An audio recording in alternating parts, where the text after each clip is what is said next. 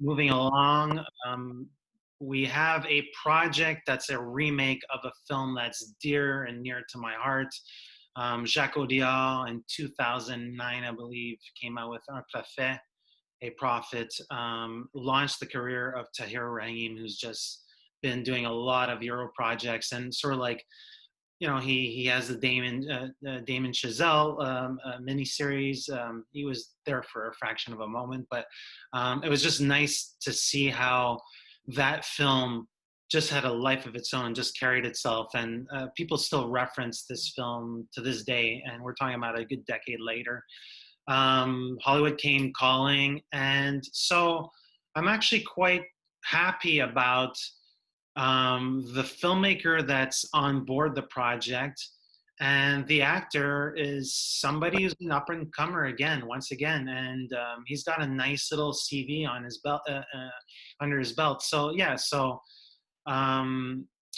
it's known in the States, or going to be known internationally, as American Son.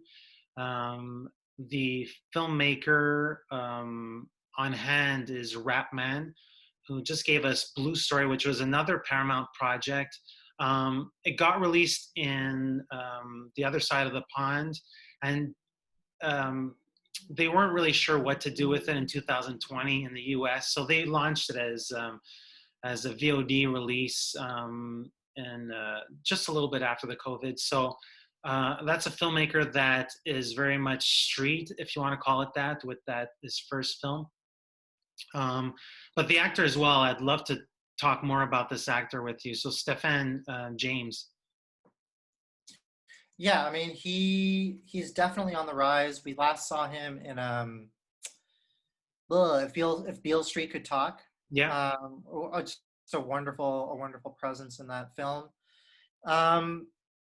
As for, and I think he's got a lot. He's certainly an actor that we're going to be hearing about for a while to come. It's just a great presence. As for the project itself, I'm a little less optimistic.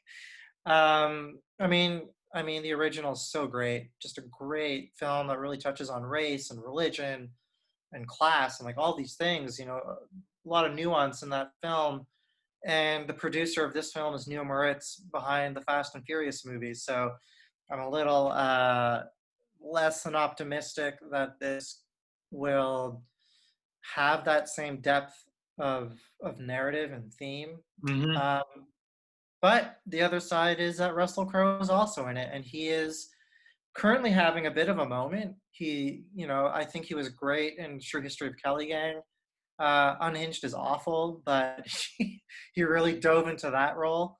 So I don't know. I mean, what do you think? What do you think about this like grouping of talent in this film and this story? Well, there is a mismatch, as you said. There's some things that you sort of like wanna, you wanna push aside and not really consider. For me, I'm not a big fan of The Scribe. It's Dennis Lehane. Did Mystic River and Gone Baby Gone.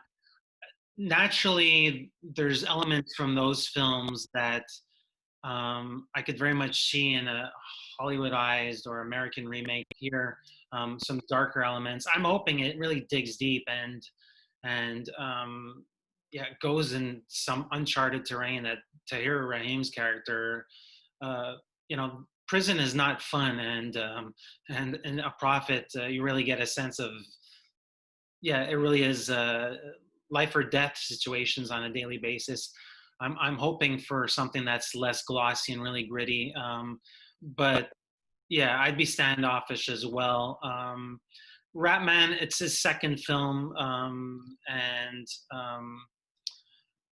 we don't know if he's going to turn into a Reza, but perhaps, I don't know, perhaps the elements will come together and allow for me, the key ingredient here is the essential, the essential material, but also the actor who's he's played in Selma. He was Jesse Owens in Race, and he gave some fine performances there. So I think for me, that's the interesting part.